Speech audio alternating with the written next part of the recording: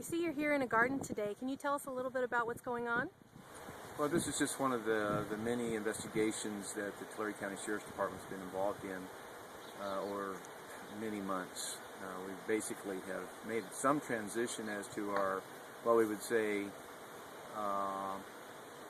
ongoing marijuana investigations, which normally has taken us into the foothills and the high mountain areas, has over the last year transitioned into the lower areas of our valley and along the foothills into our rural communities.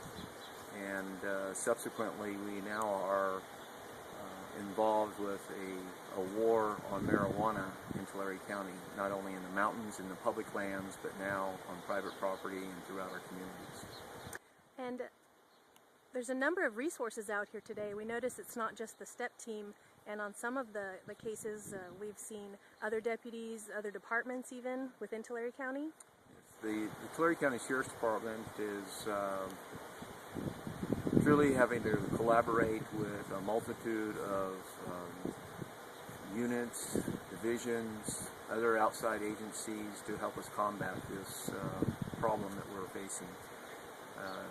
Our department in itself calls upon a number of deputies that work within our jail facilities who have been given training and who are working side by side by our Sheriff's Tactical Enforcement Patrol, which is a primary unit that oversees the marijuana investigations. We've called upon a number of people within patrol and other detective divisions. We are soliciting a multitude of inter-Tulare County agencies, such as code enforcement with the Resource Management Agency, the environmental health, working out of the Health and Human Services. We work with the Ag Department and the Ag Inspectors with regards to crimes or violations with laws and pesticides and regulatory issues that involve growing in areas within the agricultural community.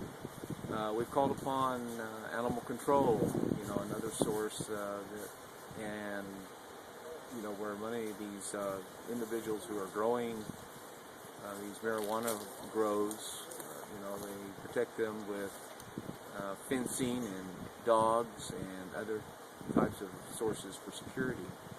And where we have found in many instances some of the animals have been not very well treated and it caused us some great concern.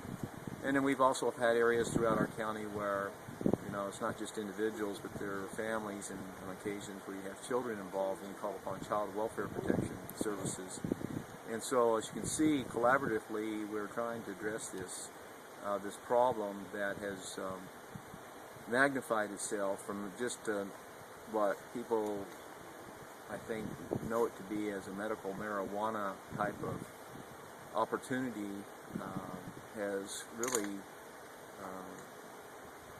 multiplied itself into a major criminal conspiracies and profiteering. It really basically has not the intent, I think, of what legislators or the laws of the people of California. That's just my take on it, because this is the amount of plants that are being, as you can see behind me, it's much more than what any one individual could possibly use at any given time for medical marijuana for needs. So the resources that it's taking to really tackle this problem in society is overwhelming, and I think that as we can enlighten the community and educate them and make them aware that this is the type of things that's going to keep criminal activity occurring and, I guess, reaching the heights of spreading throughout our communities, which have a major impact upon not only this generation but future generations to come. So I think our staff is doing a great job. They work tirelessly in putting forth the efforts to really protect the citizens, not just this area, but this marijuana. You don't think it just stays in Tulare County. It goes throughout the United States, if not abroad.